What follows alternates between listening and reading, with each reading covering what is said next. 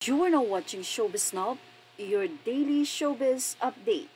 Ang nasabing video na ito ay kuha noong June 27 pa lamang or in-upload ito ng isang Eastern Visayas Media Without Borders, ang nasabing FB page, kung saan may mga kalalakihan at kababaihan na nagdadrive ng kotse at tila sila ay may pupuntahan lang hanggang sa may nadaanan silang isang babae na nakaupo sa isang waiting shed.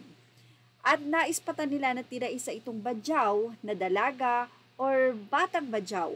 Kaya naman binalikan nila ito upang makita dahil nakita nila at naispatan ang kagandahan ng badyaw na dalagitang ito.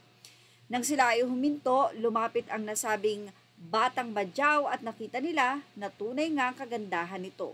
Walang makeup, apakasimple ng ayos pero makikita nyo na napakagandang bata. Wala nang nasabi ang nasabing mga nasa kotse kundi ang ganda mo, ano ang ginagawa mo rito, hindi ka ba natatakot?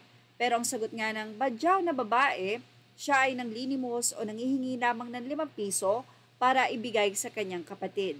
Nag-usap-usap ang nasa kotse, sinara nila ang bintana at doon ay nagbigay sila ng at least siguro mga 200 doon sa nasabing badyaw.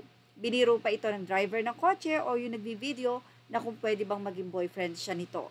Tinawanan lamang siya ng badyaw at kinalaunan ay nagpaalam na sa kanila ang nasabing dalagitang badyaw na ito.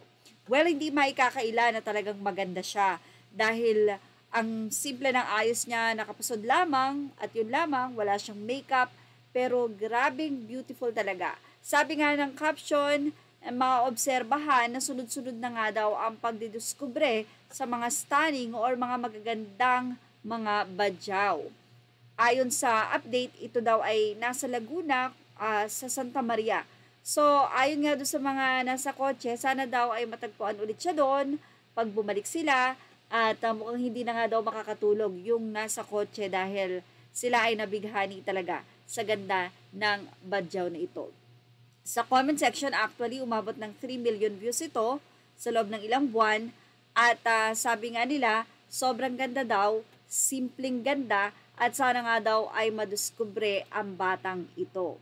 Inamin naman niya na siya ay may mga magulang dahil tinanong ng mga nasa kotse kung bakit siya nanglilimos at sinabi niya na para sa kapatid niya wala na ba siya mga magulang. Sinabi niya na meron naman pero hindi pa nga daw sumasapat. Kaya naman naisipan niya na kahit paano ay malimos upang makatulong pa rin sa kanyang mga magulang.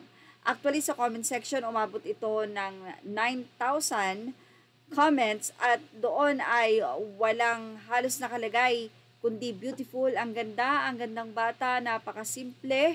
Sabi nila, keep safe, badyaw girl, God bless. So, hindi tayo magtataka kung isang araw makikita na rin natin sa telebisyon ang batang ito. At yan ang ating Showbiz Now update. Images are all credit to the rightful owners and thank you for watching Showbiz Now.